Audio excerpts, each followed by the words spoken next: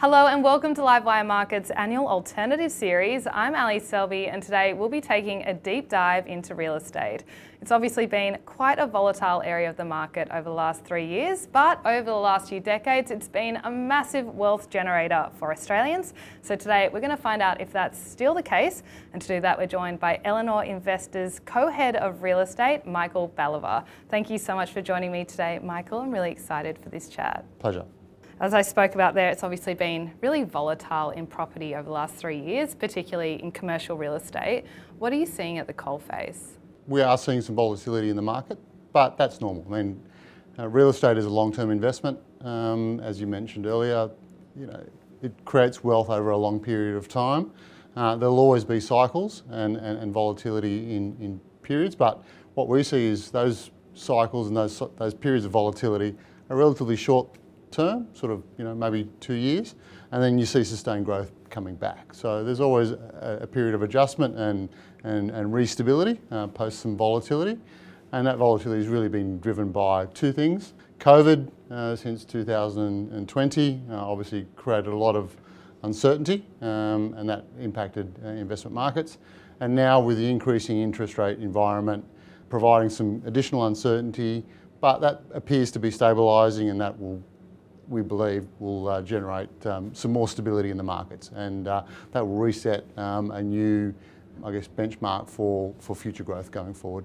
You talked to there always being a cycle in any asset class, really, Exactly. but particularly in property. Where do you think we are in the cycle today, and are there better or worse times to be investing in property in that cycle? Well, I think we're through the COVID impacts, and I think we're probably through the majority of the interest rate increases. So that's what's really driven the negative impacts and the volatility in the market. So it appears that whilst pricing still stabilising, we think that the cost of funds to invest in real estate are stabilising, and that will provide some stability into the investment markets as well. Okay. What's your outlook on the property sector over the next 12 to 24 months?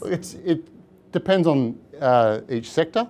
Wherever there's underlying demand from occupiers, certainly housing, logistics, and medical. Housing as a result of population growth and an undersupply.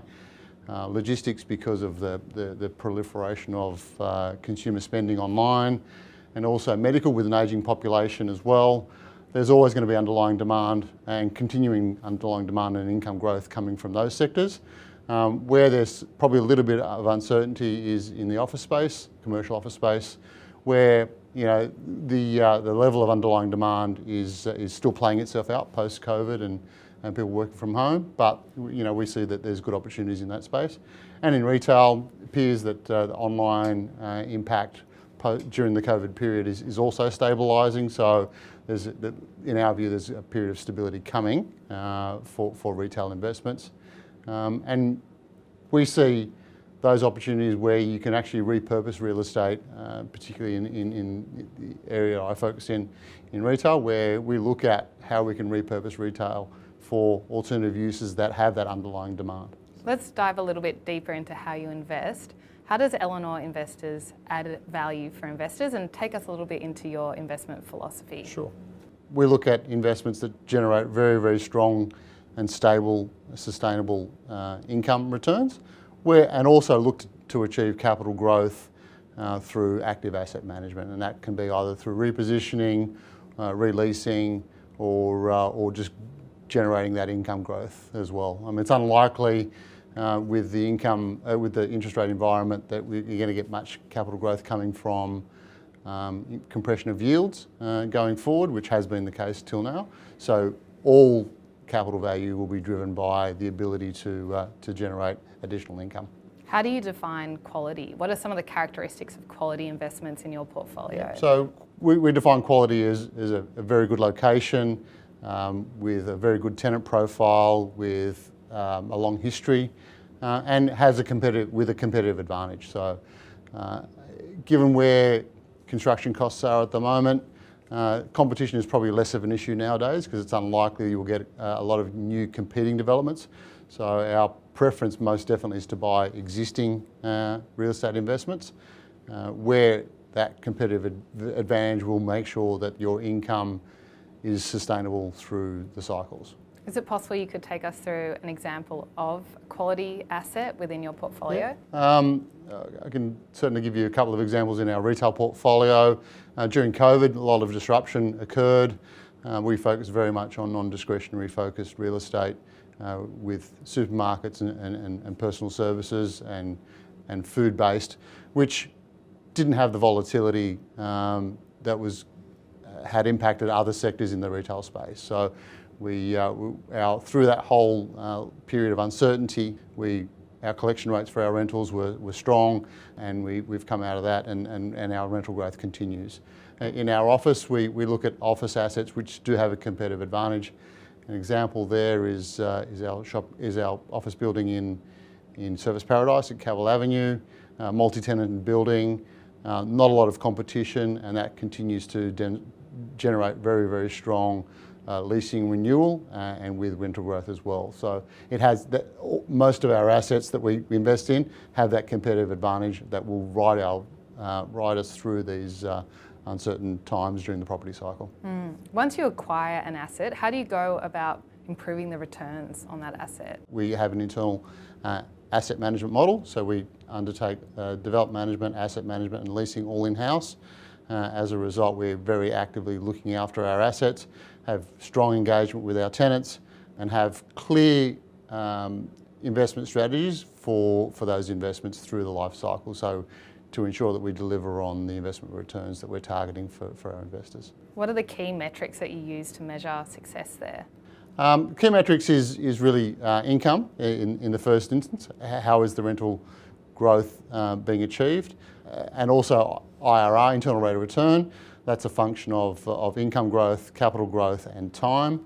So that, from a financial perspective, that's how we measure success for our investors in a financial sense. But we're also increasingly focusing on our ESG initiatives for our assets.